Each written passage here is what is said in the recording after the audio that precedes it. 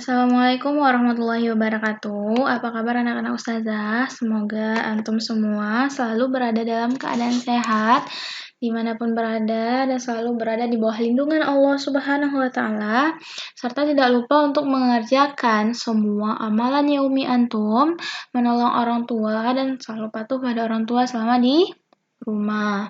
Nah, semoga antum juga tidak pernah bosan untuk terus belajar meskipun saat ini dalam keadaan daring dalam jaringan. Nah, kali ini kita akan bahas tentang gerak benda atau pelajaran IPA kelas 8.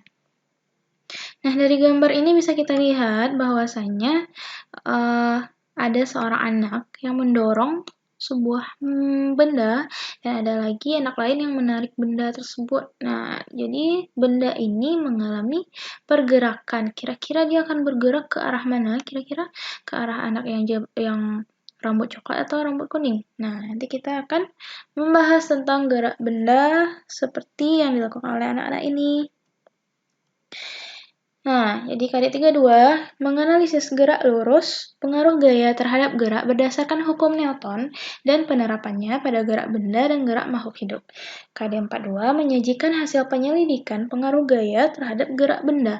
Tujuan dari pelajaran kita ini adalah peserta didik mampu memahami tentang gerak benda yang dijelaskan melalui media pembelajaran sehingga dapat menjelaskan kembali maupun mengaplikasikan dalam kehidupan sehari-hari. Nah, di sini gerak benda kita akan bahas 3 sebab ada gerak pada benda, gaya, dan hukum Newton. Gerak pada benda itu ada gerak lurus dan gerak vertikal, gayanya ada gaya berat dan gaya gesekan, hukum Newton itu ada 3, ada hukum 1 Newton, hukum 2 Newton, dan hukum 3 Newton. Nah, ketiganya ini akan kita bahas nanti. Nah, ini dia gerak pada benda. Ketika sebuah benda mengalami pergerakan, berarti dia mengalami perpindahan. Nah, perpindahan itu kita sebut dengan jarak yang ditempuh, dilambangkan dengan S. Nah, ketika terjadi perpindahan dari suatu benda itu dari satu tempat ke tempat lain, berarti dia membutuhkan waktu untuk berpindah. Nah, jadi waktu yang diperlukan itu adalah T. Waktu yang diperlukan untuk melakukan perpindahan disebut dengan T. Nah, perpindahan benda tersebut pasti dia punya kecepatan atau laju. Nah, dinamakan dengan V. Nah, jadi laju atau V sama dengan jarak yang ditempuh oleh benda atau S per waktu yang diperlukan atau T. Nah, ini harus diingat V S per T. Kita tulis dengan V sama dengan S per T.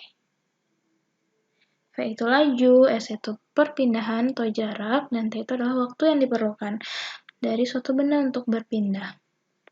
Nah, kita akan bahas tentang gerak lurus.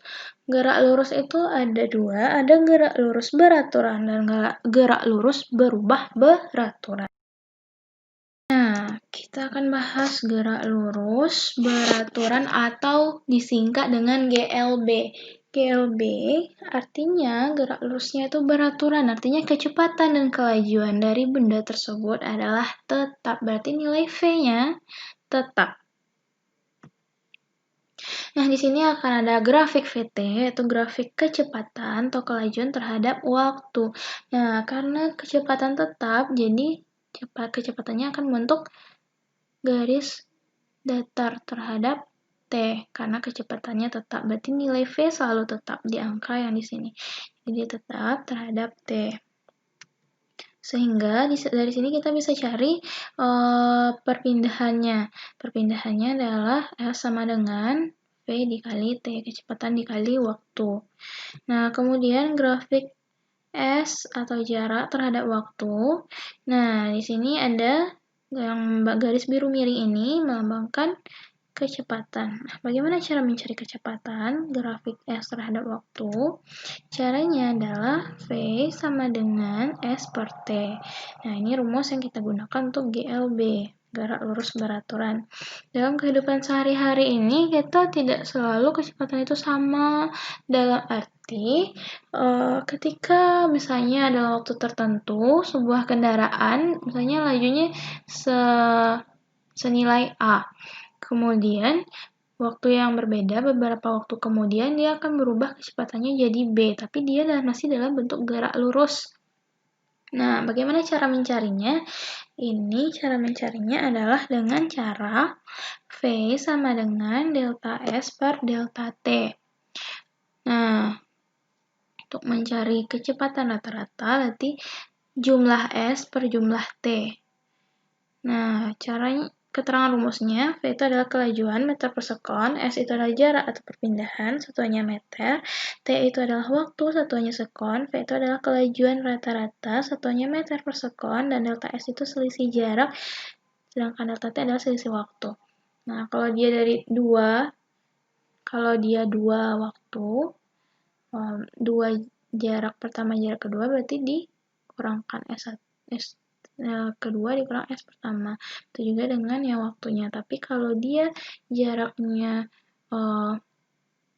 jarak dan waktunya ada beberapa, berarti dia dijumlahkan. Kita lihat pada contoh berikut. Bintang mengendarai sepedanya dalam waktu 10 sekon sejauh 20 meter. Kemudian dalam waktu 20 sekon selanjutnya dia bergerak sejauh 80 meter. Nah, kemudian dalam waktu 2 menit, kemudian dia dapat menempuh jarak 200 meter. Berapakah kelajuan rata-rata dari sepeda itu? Nah, berarti kita ketahui jarak pertamanya adalah 20 meter, jarak kedua 80 meter, dan jarak ketiganya 200 meter. Nah, sedangkan waktu yang pertama yang dibutuhkan untuk jarak pertama 10 sekon, waktu kedua yang dibutuhkan untuk jarak kedua adalah 20 sekon, dan waktu ketiga yang diperlukan untuk menempuh jarak ketiga adalah 2 menit. 1 menit itu 60 sekon, berarti 2 menit adalah 120 sekon. Nah, yang ditanya adalah kecepatan rata-ratanya. Ini terdiri dari 3 waktu dan 3 jarak. Berarti caranya adalah kita jumlahkan. Jamnya V, rata-ratanya V sama dengan S per T. Nah, S-nya tadi kita jumlahkan, per T-nya kita jumlahkan. Seperti tadi diketahui, S1-nya 20 meter, S2-nya 80 meter, dan S3-nya 200 meter.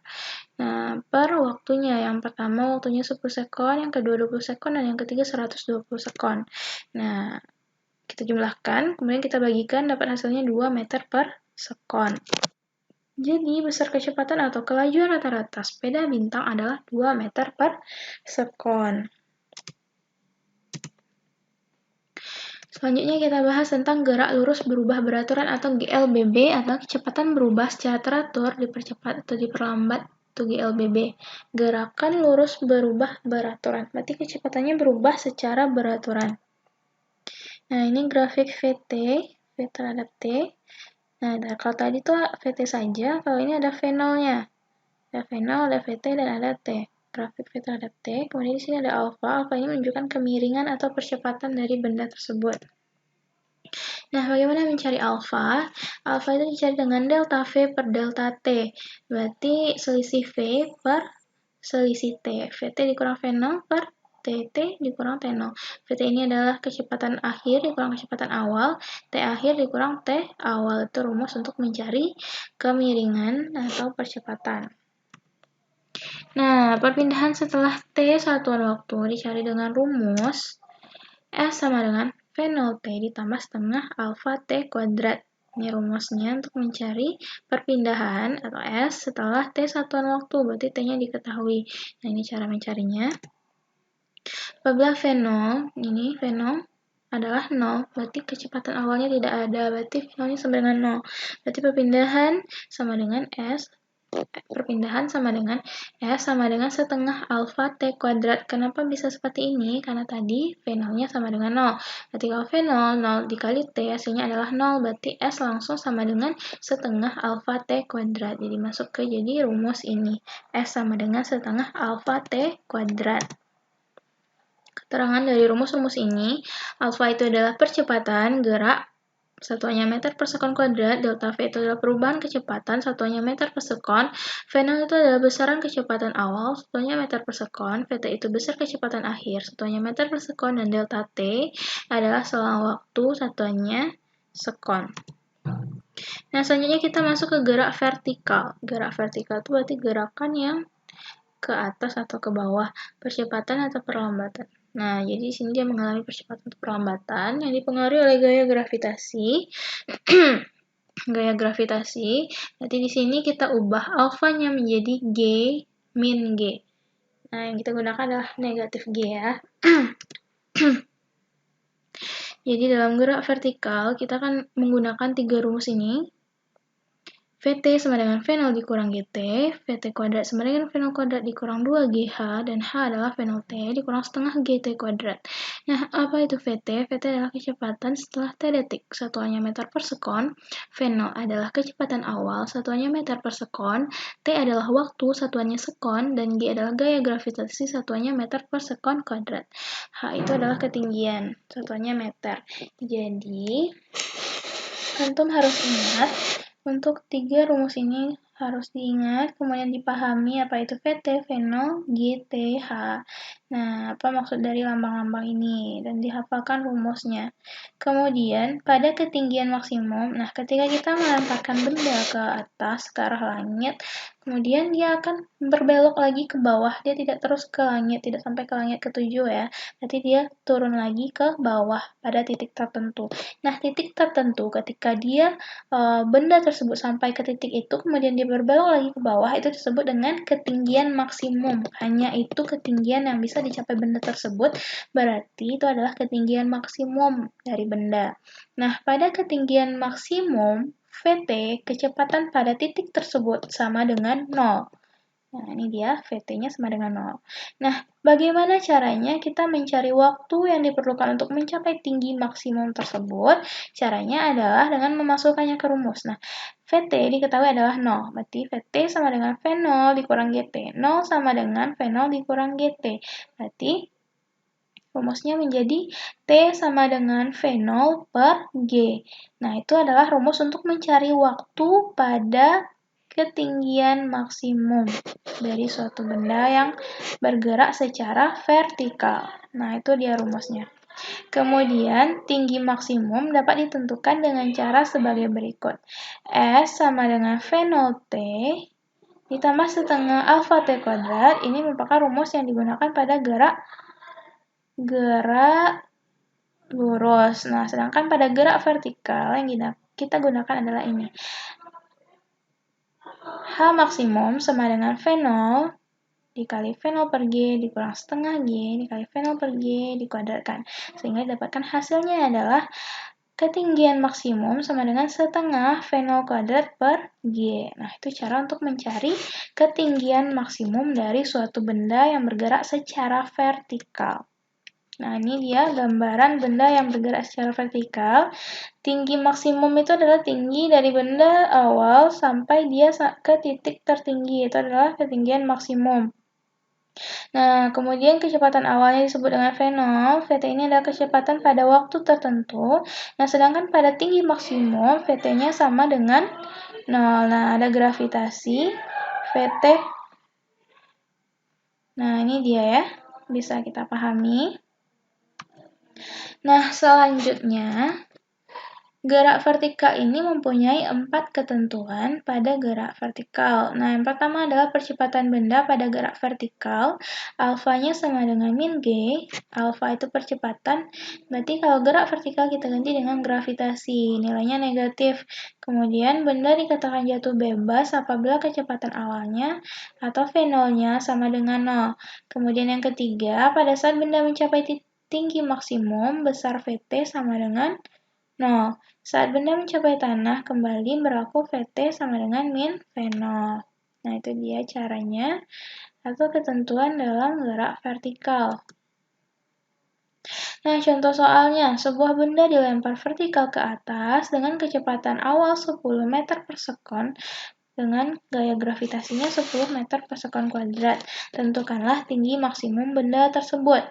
Nah, diketahui di sini ada V0-nya, kecepatan awal itu V0, adalah 100 meter per sekon dan gravitasi G 10 meter per sekon. Nah, yang ditanya adalah ketinggian maksimum. Berarti kita juga harus cari T-nya. Berapa T maksimum untuk mendapatkan ketinggian maksimum. Nah, bagaimana cara menjawabnya? Saat bola mencapai tinggi maksimum, VT-nya sama dengan 0. Nah, VT sama dengan V0 ditambah alfa T. VT sama dengan V0 dikurang GT. Nah, nilai VT-nya tadi itu adalah 0 karena dia pada tinggi maksimum. Berarti 0 sama dengan 100 dikurang 10T. Nah, 10T sama dengan 100. T sama dengan 10 sekon, 100 per 10. Berarti T sama dengan 10 sekon. Nah, kita dapatkan waktu yang diperlukan untuk mencapai tinggi maksimum adalah T sama dengan 10 sekon. Nah, kemudian tinggi maksimum.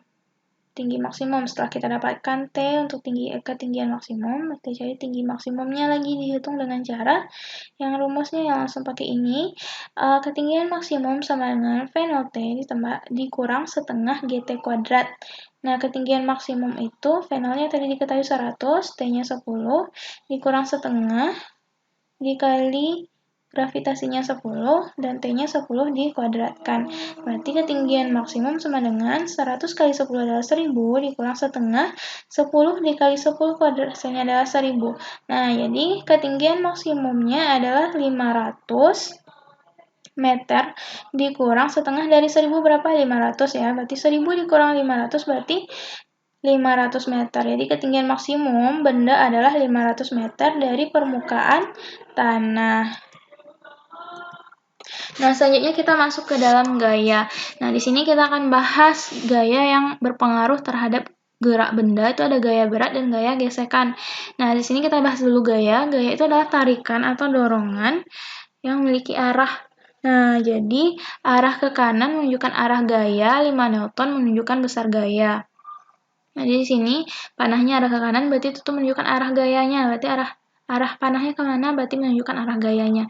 Nah, kemudian nilai gaya itu biasanya satuannya dalam bentuk Newton, berarti 5 Newton di sini adalah arah gaya. Jika gaya searah, maka dijumlahkan. Jika gaya berlawanan arah, maka dicari selisihnya. Apabila resultan gaya yang bekerja pada benda adalah 0, maka benda dalam keadaan diam. Artinya, ketika sebuah benda diberi gaya yang dijumlahkan gaya tersebut hasilnya 0, berarti gaya benda tersebut tidak akan mengalami pergerakan atau perubahan arahnya. Misalnya, ada sebuah meja, kemudian didorong oleh Kansa sebesar 5 Newton ke arah kanan. Kemudian datang Feiza juga mendorong meja tersebut ke arah kiri sebesar 5 Newton. Nah, jumlah gaya dari Kansa dan Feiza karena dia berlawanan arah, berarti kita kurangkan. Berarti 5 Newton Kansa dikurang 5 Newton Feiza, hasilnya adalah 0, berarti meja tersebut tidak akan mengalami perpindahan.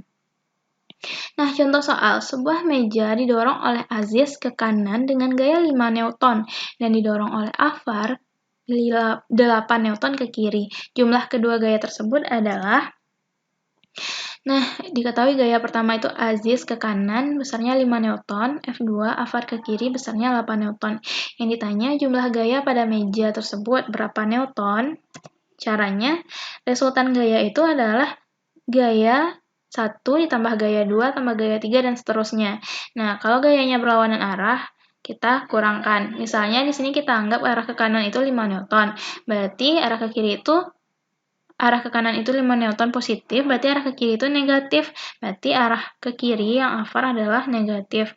Nah, jadi penjumlahannya 5 Newton ditambah min 8 Newton. Jadi 5 Newton dikurang 8 Newton. Jadi R itu resultan dari gaya pada meja tersebut adalah min 3 Newton. Min ini menunjukkan arah, bukan menunjukkan nilai dari angka tersebut, tapi menunjukkan arah. Jadi jumlah gaya resultan gaya yang bekerja pada benda tersebut adalah 3 Newton ke arah kiri karena nilai gaya tersebut 3 Newton berlebih ke arah kiri. Nah, tadi ini negatif ini menunjukkan arahnya ke kiri. Karena negatif menunjukkan arah kiri karena arah positif adalah yang ke kanan. Itu dia. Paham ya? Nah, selanjutnya kita bahas tentang gaya berat dan gaya gesek. Gaya berat itu dilambangkan dengan W kecil. Nah, merupakan hasil kali massa dengan gravitasi. Arah gaya berat selalu menuju ke pusat bumi. Nah, dituliskan dalam rumus W sama dengan M dikali G. W itu berat, Gaya berat sama dengan M, massa benda dikali gravitasi. Nah, keterangan dari rumus tersebut. W itu gaya berat benda, satuannya Newton. Karena gaya, satuannya selalu Newton. Nah, kemudian meter. M itu adalah massa benda, satuannya kilogram. Dan G itu adalah gravitasi, satuannya meter per sekon kuadrat. Nah, kita masuk ke gaya gesekan. Gaya gesekan ini terjadi akibat adanya dua buah benda yang bergesekan. Nah, gaya gesek ini juga dibagi dua lagi. Nah, ada gaya gesek statis dan gaya gesek kinetis. Gaya gesek statis ini merupakan gaya gesek yang menahan benda pada saat awal-awal gerakan. Berarti ketika benda awal-awal gerakan, awal-awal dia bergerak itu adalah gaya gesek statis. Nah, gaya gesek statis itu kecil sama mu S dikali N. Mu S ini nilai koefisien, N ini adalah gaya normal. Nah, gaya gesek kinetis itu atau FK merupakan gaya gesekan saat benda bergerak. Nah, FK itu sama dengan mu K dikali N. Biasanya yang digunakan untuk menghitung gaya gesek adalah yang gaya gesek kinetis, karena saat benda sedang bergerak. Nah, gaya gesek statis selalu lebih besar dari gaya gesek kinetis. Tuh ya. Berarti gaya gesek Fs atau gaya gesek statis selalu lebih besar dari Fk atau gaya gesek kinetis. Nah, N itu adalah gaya normal, mu S itu koefisien gesekan statis, mu K itu koefisien gesekan kinetis. Biasanya ini disebutkan di dalam soal apabila ada soal. Nah, kita masuk ke hukum Newton. Hukum 1 Newton atau hukum kelembaman. Bunyinya setiap benda selalu dalam keadaan diam atau bergerak lurus beraturan selama tidak ada gaya luar yang mengubahnya. Nah, jadi kalau misalnya benda diam, ada misalnya benda diam, kemudian tidak dikasih gaya apapun, tidak kita berikan gaya apapun, benda itu tidak akan bergerak. Begitu juga dengan benda yang sedang bergerak, jika tidak ada gaya luar yang mempengaruhinya, maka dia akan terus bergerak. Itu disebut dengan hukum kelembaman atau hukum 1 Newton. Benda yang bergerak akan tetap bergerak, atau benda diam akan tetap diam selama dia tidak diberikan gaya yang mempengaruhinya dari luar. Nah, selanjutnya kita masuk ke hukum 2 Newton. Hukum 2 Newton berbunyi percepatan yang terjadi pada sebuah benda berbanding lurus dan searah dengan resultan gaya yang mengenainya dan berbanding terbalik dengan massanya. Nah, jadi di sini ada percepatan, gaya, dan massa. Kita tuliskan dalam rumus alfa. Alfa ini atau percepatan sama dengan gaya per massa atau gaya sama dengan massa dikali alfa. Nah, apa keterangannya? F ini adalah gaya, satuannya Newton. Alfa itu adalah percepatan, satuannya meter per sekon kuadrat, dan M adalah massa benda, satuannya kilogram. Nah, selanjutnya kita masuk ke hukum 3 Newton atau disebut juga dengan hukum aksi-reaksi. Bagaimana bunyinya? Jika benda pertama mengerjakan gaya aksi pada benda kedua memberikan gaya reaksi pada benda pertama yang besarnya sama namun arahnya berlawanan. Nah, jadi ketika suatu benda memberikan gaya aksi pada benda lain, gaya benda lain itu akan memberikan respon berupa reaksi terhadap benda tersebut. Misalnya, kita melemparkan bola ke dinding. Nah, bola itu memberikan gaya reaksi ke dinding, sehingga dinding memberikan gaya aksi dan bolanya tersebut memantul kembali.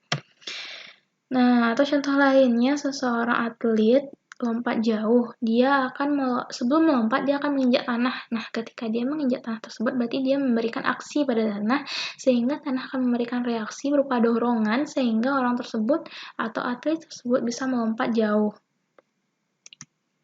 Nah, sehingga kita tuliskan gaya aksi sama dengan gaya reaksi. Berarti nilai aksi dan nilai reaksi akan sama. Berarti aksi yang diberikan benda dan reaksi benda yang diberikan aksi tersebut nilainya adalah sama. Berarti F aksi sama dengan F reaksi. Nah, contoh dari hukum 2 Newton. Diketahui sebuah benda memiliki massa 2 kg bergerak dengan percepatan 2 meter per sekon kuadrat. Tentukanlah gaya yang bekerja pada benda tersebut. Nah, diketahui M atau massanya adalah 2 kg-nya, massa 2 kg. Kemudian percepatan 2 meter per sekon kuadrat. Ini dia percepatan 2 meter per sekon kuadrat. Yang ditanya adalah F.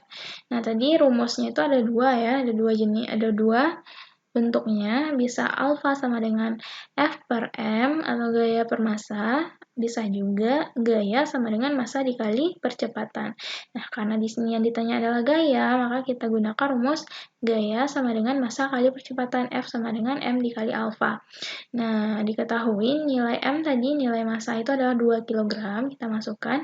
Nilai alfa itu atau percepatan itu adalah 2 meter per sekon kuadrat, kita masukkan. Ini kita hitung berapa gaya sama dengan 2 kali 2 sama dengan 4 Newton. Nah, tadi kan hasil kali persatuannya kilogram meter per sekon kuadrat, berarti ya sama dengan Newton. Berarti hasilnya adalah 4 Newton. Jadi, gaya yang bekerja pada benda adalah sebesar 4 Newton. Itu dia salah satu contoh untuk mencari hukum 2 Newton. Aplikasi dari hukum 2 Newton terhadap gaya benda. Gaya atau gerak benda. Nah, itu tadi materi kita yang kita bahas itu tentang gerak benda. Ini ada 3, ada gerakan pada benda, itu ada gerak lurus dan gerak vertikal. Kemudian ada gaya berat dan gaya gesekan. Nah, yang ketiga adalah hukum Newton. Hukum Newton itu ada 3, ada hukum 1 Newton, hukum 2 Newton, dan hukum 3 Newton. Nah, itu dia poin-poin pembahasan kita untuk 1 bulan pembelajaran ini. Ustazah harapkan antum sudah paham, dan jika antum tidak paham, boleh bertanya pada Ustazah dan menghubungi melalui WhatsApp. Nah, sebelum Ustazah tutup, Ustazah berpesan agar antum selalu menjaga kesehatan antum selama wabah corona ini masih berlangsung. Masker tiap keluar rumah, cuci tangan, dan tidak lupa untuk selalu berdoa kepada Allah agar kita semua selalu terlindungi dari berbagai macam penyakit dan musibah-musibah lainnya. Oke, terima kasih Ustazah ucapkan. Ustazah akhiri, Assalamualaikum warahmatullahi wabarakatuh.